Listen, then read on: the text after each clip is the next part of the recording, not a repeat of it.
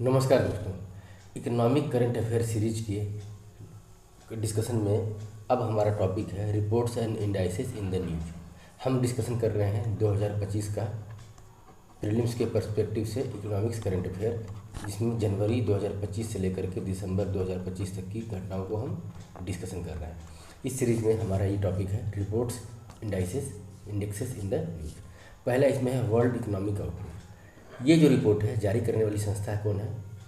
International Monetary fund. इसने अक्टूबर 2025 में अपना वर्ल्ड इकोनॉमिक आउटलुक जो है रिलीज़ किया है। ये जो आउटलुक है ये बाई एनुअल मतलब साल में 2 बार जो है रिलीज़ किया जाता है। Survey of prospects and policy by the International Monetary Fund. International Monetary Fund द्वारा इसे रिलीज किया जाता है। It presents analyse and projection of the world's economy in near and medium term. मतलब जो है एक तरीके से ये नियर और मीडियम टर्म में जो है वर्ल्ड इकोनॉमिक कंडीशन को जो है एनालाइज करता है और प्रोजेक्ट करता है। की हाईलाइट्स क्या है इस रिपोर्ट में?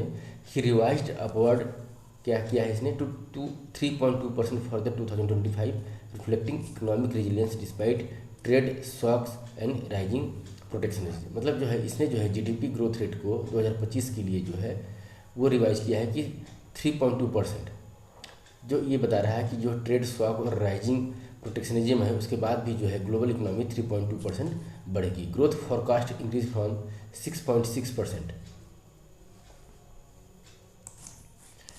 2025 के लिए जो है वो जीडीपी का ग्रोथ रेट रहेगा। लेकिन बात जब 2026 की इसमें जो फोरकास्ट किया गया है उसमें बोला गया है कि 6.2% हो जाएगा, मतलब कुछ डाउनफॉल आएगा। उसका रीजन इसमें दिया है कि due to strong first quarter performance but waning moment. मतलब शुरुआत में जो है क्वार्टरली परफॉर्मेंस जो है तिमाही जो परफॉर्मेंस है वो अच्छा रहेगा, लेकिन समय के साथ जो है कुछ उसमें मोमेंटम में कुछ कमी आ जाएगी। तो ये पर्टिकुलरली जो है इतना डाटा वगैरह जरूरत नहीं पड़ता है। जनरली जो है प्रीलिम्स के पर्सपेक्टिव से ही वर्ल्ड इकोनॉमिक आउटलुक जो है मैगजीन IMF द्वारा साल में 2 बार रिलीज किया जाता है।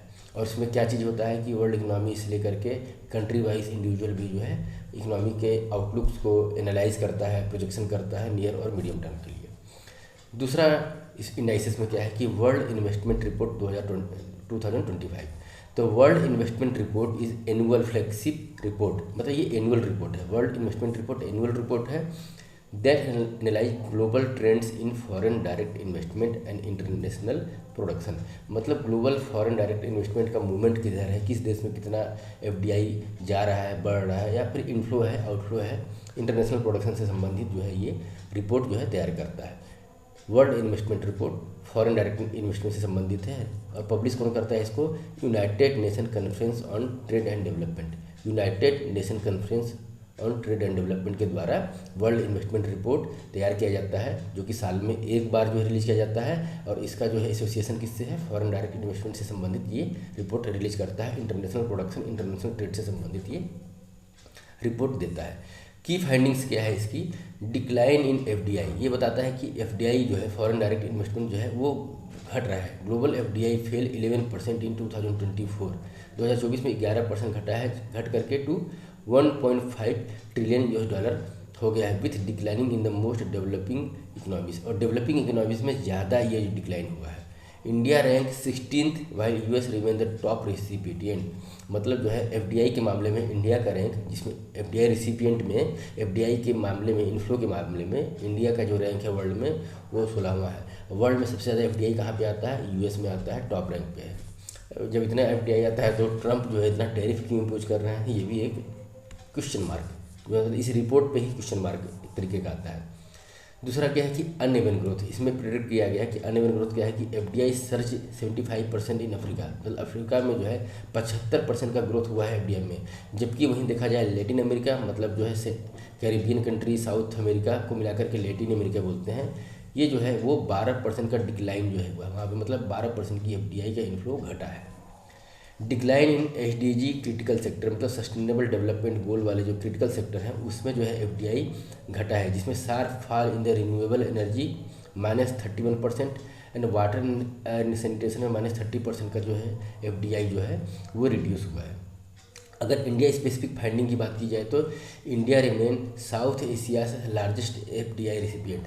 अब इंडिया जो है साउथ एशिया का सबसे बड़ा जो है एफडीआई रिसिपिएंट है। साउथ अफ्रीका में कौन कौन से देश आते हैं, तो साउथ एशिया में कौन कौन से देश आते हैं, तो साउथ एशिया में 8 देश आते हैं। उसमें इंडिया, पाकिस्तान, अफगानिस्तान, म्यांमार, भूटान, नेपाल, बांग्लादेश, श्रीलंका, मालदीव, ये सब जो देश आते हैं साउथ एशिया में, ठीक है। और उसमें म्यांमार को साउथ ईस्ट एशिया में होता है, तो म्यांमार को हटा करके इंडिया, पाकिस्तान, अफगानिस्तान, बांग्लादेश, नेपाल, भूटान और श्रीलंका, मालदीव, तो ये 8 देश जो है ये साउथ एशिया में आते हैं। इस साउथ एशिया में सबसे ज़्यादा जो है एफडीआई इंडिया में आता है।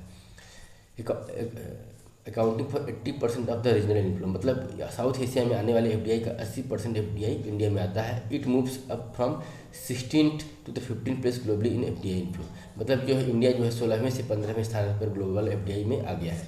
यहाँ पर जो है इस रिपोर्ट में 16वां रैंक दिया हुआ था, तो ये जो है मतलब ऊपर नीचे भी ये रिपोर्ट होता रहता है। एफडीआई आउटफ्लो के मामले में India moved up to 18th rank globally in outward FDI, मतलब 18th रैंक का मतलब जो है इंडिया का कोई बिजनेसमैन, इंडिया का कोई कॉर्पोरेट हाउस विदेश में जाकर के जो इन्वेस्टमेंट करता है उसको बोलते हैं एफडीआई आउटफ्लो। तो एफडीआई आउटफ्लो के मामले में भी इंडिया का रैंक 18th है विथ 24 बिलियन यूएस डॉलर अब from the 14 billion US dollar, मतलब अगर पिछले साल कंपेयर करेंगे 14 बिलियन यूएस डॉलर का इन्वेस्टमेंट भारत से गया था, तो अब इस साल जो है 24 बिलियन यूएस डॉलर का जो है इन्वेस्टमेंट इंडिया से बाहर की ओर फॉरेन कंट्रियों में गया हुआ है। तो ये हुआ की फाइंडिंग्स वर्ल्ड इन्वेस्टमेंट रिपोर्ट, जो कि United nation conference on trade and development के द्वारा ये रिलीज किया जाता है। तीसरा हमारा जो इंडेक्स है global economic prospects report 2025, global economic prospects report 2025, ये किसके द्वारा रिलीज किया जाता है, वर्ल्ड बैंक के द्वारा has release its mid year global economic prospects report 2025। Highlight क्या है कि global GDP is projected to slow 2.3% in 2025, मतलब ग्लोबल इकोनॉमी जो है उसको इन्होंने प्रोजेक्ट किया है कि जीडीपी जो है ग्लोबल इकोनॉमी की वो 2.3 मतलब स्लो डाउन हो जाएगी 2.3% तक, the lowest since 2008 excluding global recession, मतलब 2008 के बाद जो है ये सबसे ज़्यादा जो है डाउनफॉल है। ये जो है 2008 में जो है ग्लोबल रिसेशन आया था। Global trade would grow by 1.8% in 2025 down from 3.4% to 24, मतलब 2000 ग्लोबल ट्रेड जो है 2024 में 3.4% था, वो घट करके 1.8% रह जाएगा ड्यू टू टैरिफ इफेक्ट के चलते यूएस चाइना ट्रेड फ्रिक्शन, जो ट्रेड वार चल रहा है यूएस और चाइना में लेकर के, उसके चलते जो है ग्लोबल ट्रेड में जो है कमी आएगी। और continue to disrupt supply chain and demand global dampen global demand, मतलब डिस्टर्ब, जो इसके चलते जो टैरिफ वार है उसके चलते जो सप्लाई चेन है वो डिसरप्ट हो जाएगी और इसके चलते जो ग्लोबल डिमांड वो है डैम्पन हो जाएगा। डैम्पन मतलब जो है कि डंप हो जाएगा, स्लो डाउन हो जाएगा। Halving global tariff could improve world GDP growth by 0.2% इन 2025 और 2026, और जो मौजूदा जो टैरिफ रेट है अगर उसको आधा कर दिया जाए तो जो वर्ल्ड की जीडीपी जो है वो 0.2% जो है ग्रोथ करेगी 2025 और 26 में। इंडिया स्पेसिफिक फाइंडिंग क्या है कि India GDP is expected to grow by 6.3% for the financial year 26, मतलब 2025-26 जो फाइनेंशियल ईयर है उसमें जीडीपी का ग्रोथ रेट 6.3 को प्रोजेक्ट किया गया है, और ये मेंटेन किया गया है, ये स्टेटस है इंडिया का जो कि world's fastest growing large economy, मतलब जितने भी मेजर इकोनॉमी है उसमें इंडिया की इकोनॉमी जो है सबसे फास्टेस्ट है। पहले चाइना हुआ करती थी, लेकिन चाइना की जो जीडीपी का ग्रोथ रेट है वो अभी क्या है 5% या उससे कम है, लेकिन इंडिया की जीडीपी ग्रोथ मोर देन 6% चल रही है। तो India is among the world's fastest growing large economy, ये जो टैग है इंडिया का वो कंटिन्यू रहेगा। Despite supportive domestic factor investment growth में moderate due to global policy uncertainty, मतलब जो है डोमेस्टिकली जो है वो तो गवर्नमेंट ने बहुत सारा सपोर्ट किया हुआ है जीडीपी के ग्रोथ के लिए, जैसे कि मतलब मनी सप्लाई को बढ़ाने के लिए मॉनेटरी पॉलिसी जो है ईजी मॉनेटरी पॉलिसी को फॉलो करना, साथ साथ जीएसटी रेट को रिड्यूस करना ताकि जो है मार्केट में डिमांड ही बचा रहे, फिर पर्सनल इनकम टैक्स वगैरह जो है उसके स्लैब में कटौती करना, जिससे नेट डिस्पोजेबल इनकम जो है प्रति व्यक्ति के हाथ में मतलब खर्च करने के लिए पैसे ज़्यादा है, जिससे कि डिमांड जो है वो इकोनॉमी में बना रहे। तो ये तो डोमेस्टिक सपोर्ट हुआ, लेकिन ये जो है डोमेस्टिक सपोर्ट को ग्लोबल सपोर्ट नहीं मिल पा रहा है, क्योंकि ग्लोबल पॉलिसी अनसर्टेनिटी की वजह से जो है ये डोमेस्टिक सपोर्ट को जो है मतलब नील आउट कर दे रहा है, मतलब एक तरीके से निगेटिविटी उसमें दे रहा है। Physical consolidation will likely continue driven by rising tax revenue and reduced spending. तो गवर्नमेंट जो है फिजिकल कंसोलिडेशन के पक्ष में भी है, जैसा कि चल रहा है वो कंटिन्यू भी रहेगा। ड्रिवन बाई मतलब किसके माध्यम से जो है फिजिकल कंसोलिडेशन हो सकता है, माध्यम क्या होगा, एक तो जो है टैक्स रेवेन्यू का बेस जो है वो बढ़ना, ठीक है, और दूसरा जो है स्पेंडिंग, जो अननेसेसरी स्पेंडिंग, जो सब्सिडी वगैरह का जो बर्डन होता है गवर्नमेंट का, रेवेन्यू स्पेंडिंग होता है, उसको जो है कंट्रोल करना। पब्लिक डेब्ट to GDP ratio is expected to fall from the 56.1% to the 50% by financial 31। मतलब ये भी एक्सपेक्टेड किया गया है कि इस रिपोर्ट में कि इंडिया की जो जीडीपी के रेशियो में डेब्ट जो है, डेब्ट टू जीडीपी रेशियो वो 56% से घट करके 50% हो जाएगा फाइनेंशियल ईयर 2031, मतलब 30 और 31 के फाइनेंशियल ईयर तक में जो है जीडीपी का रेशियो में जो डेब्ट है वो 30 मतलब 50% रह जाएगा। नेक्स्ट पॉइंट है हमारा future of jobs 2025 report. World Economic forum का जो है समिट कहाँ होता है, डावोस में, स्विट्जरलैंड, ठीक है।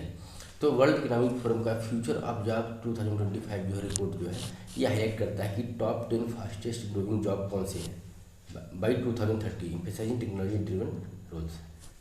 हाईलाइट क्या है इस वर्ल्ड इकोनॉमिक फोरम के फ्यूचर ऑफ जॉब 2025 के रिपोर्ट की हाईलाइट्स क्या है।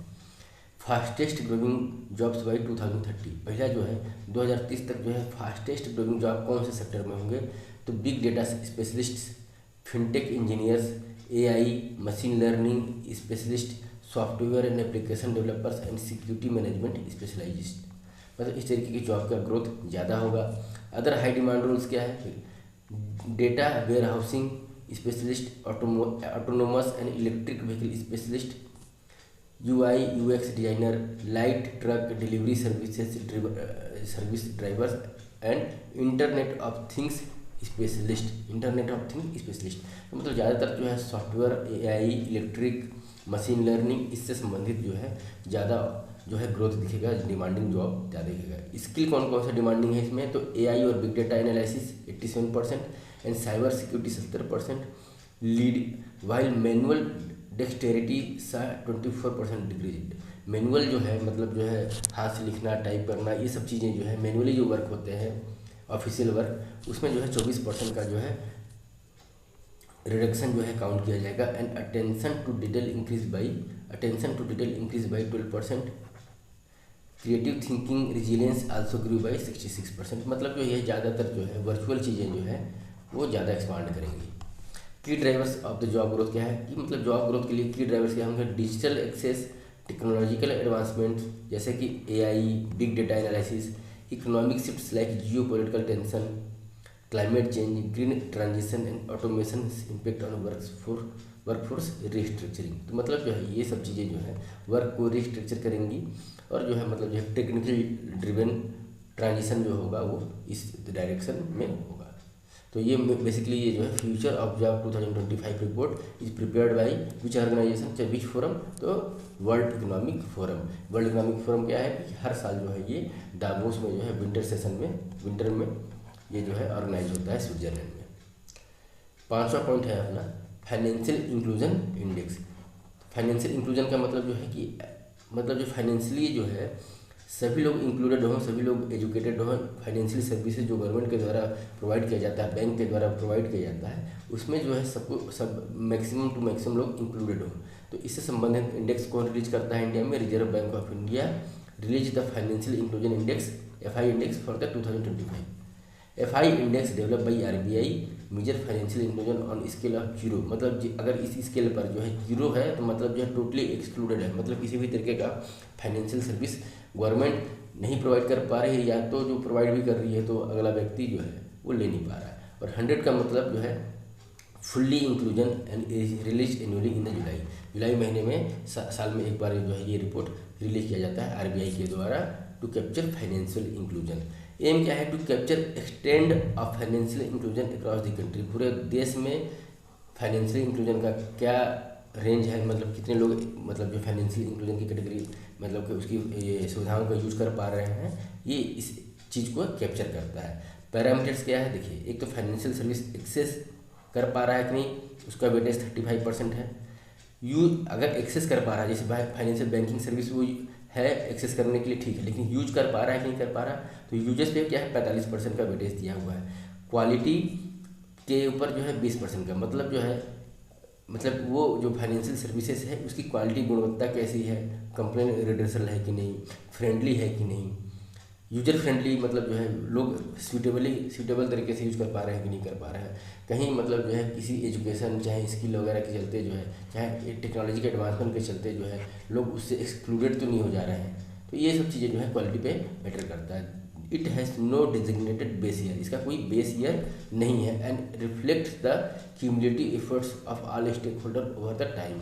और ये क्या रिफ्लेक्ट करता है सभी स्टेक होल्डर का कंट्रीब्यूशन। अब इसमें स्टेक होल्डर वाली बात जो है, तो फाइनेंशियल इंक्लूजन से संबंधित स्टेक होल्डर कौन कौन से हैं, तो मान लीजिए इसमें एक तो रेगुलेटर RBI भी हो गया, commercial bank, schedule commercial bank, payment bank, finance bank, small finance bank, उसके बाद फिर आपके जो है बिजनेस कॉरेस्पॉन्डेंस वगैरह होते हैं, फिर जो है डाटा इंटरनेट, पोस्टल सर्विसेज, ये सब चीज़ें जो है इसके मेजर स्टेक होल्डर हैं।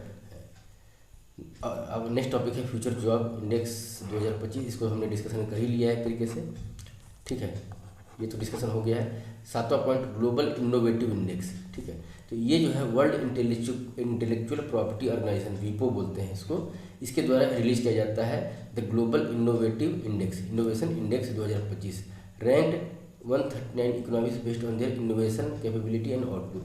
मतलब 139 इकोनॉमिक्स को जो है ये मतलब मेजरमेंट करते हैं, उनको जो है सर्वे करते हैं एक तरीके से, किस बेसिस पे, on the behalf of the innovation capability कितनी है और आउटपुट कितना है उसके बिहाफ पे।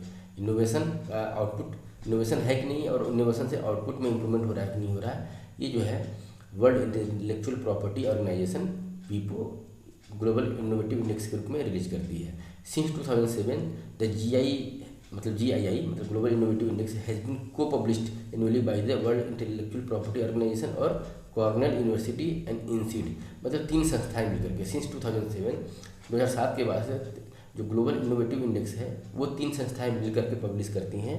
उसमें वीपो, कॉर्नेल यूनिवर्सिटी और इंसीड, ये 3 संस्थाएं मिलकर के रिलीज करती हैं।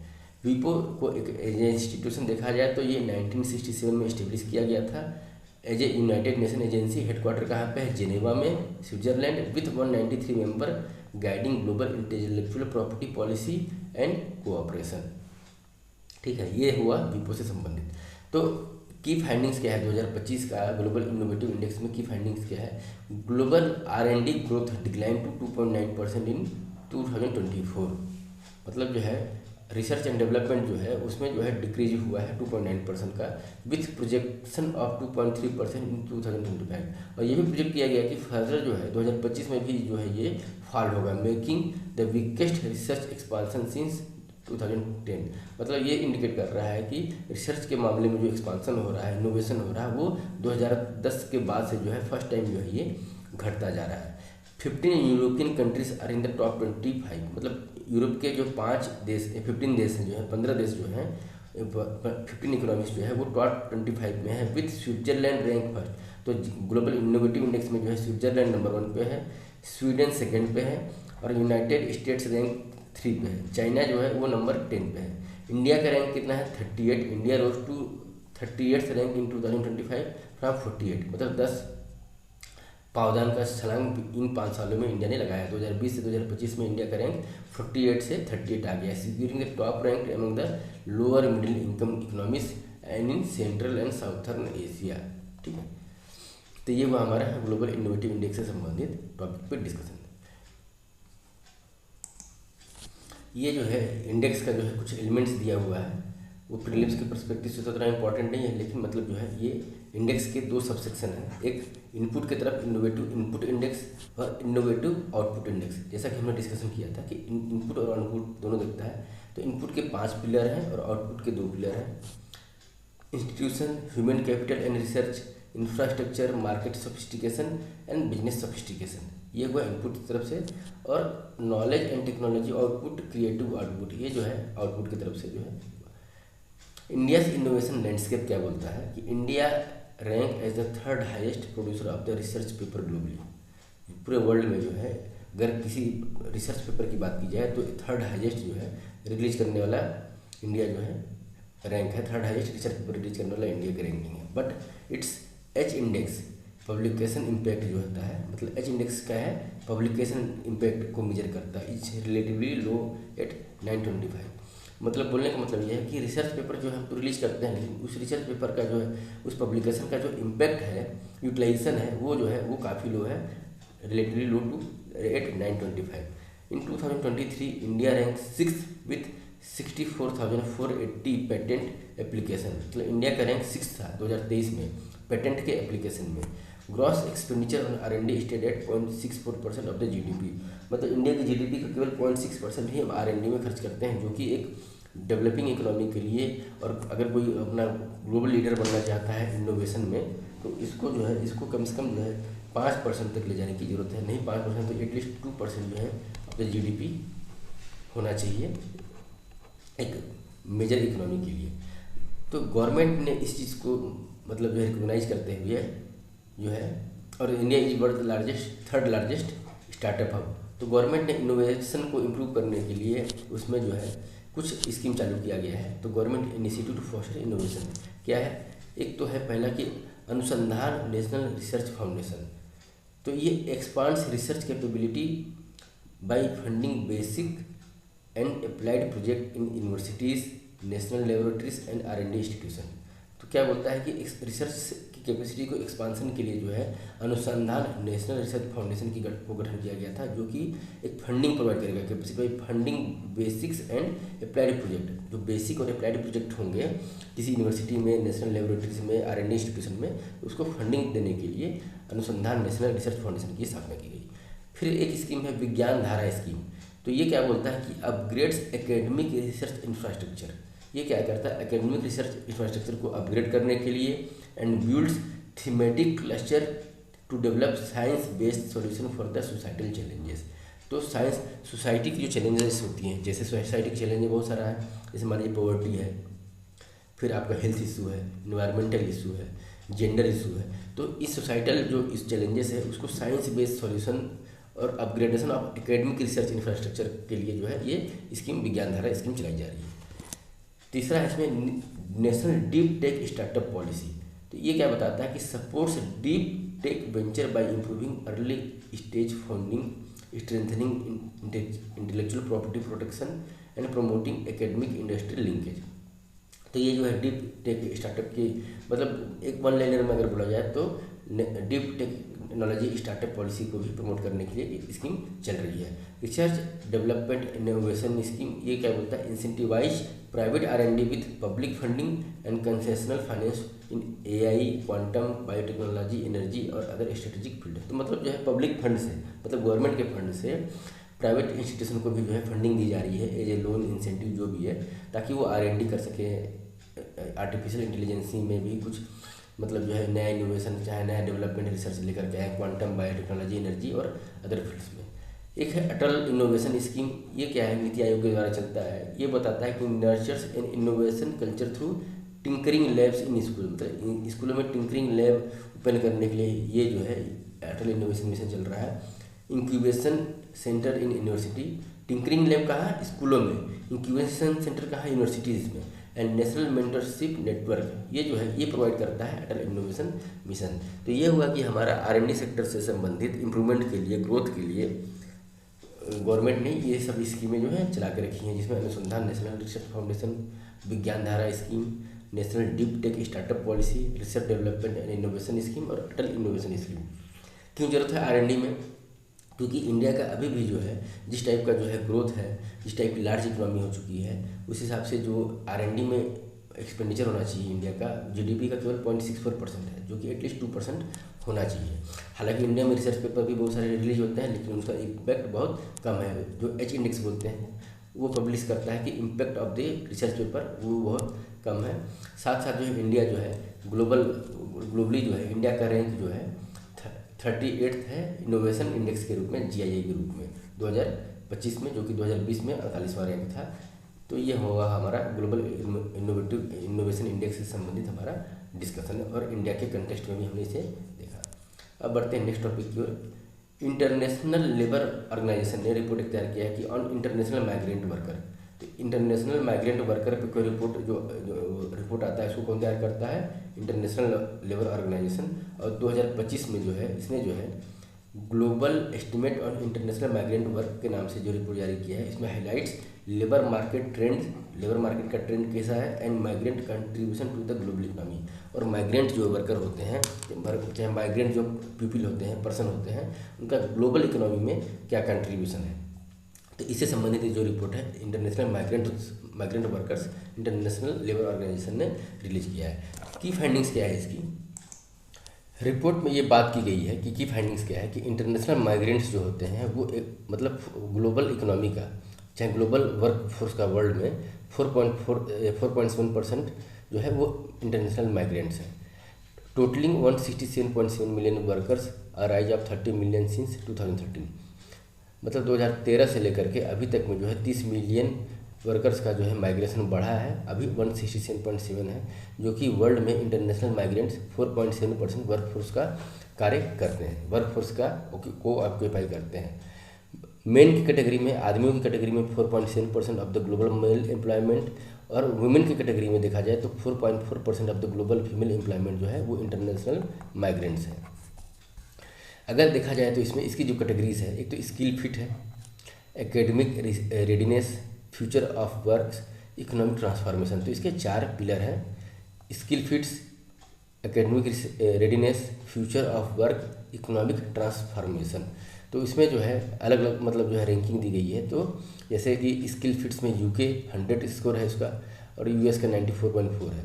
वैसे एकेडमिक रिसर्च में भी यूके 100% है। तो इस तरीके से जो है अलग अलग देशों को रैंकिंग इसमें दी गई है।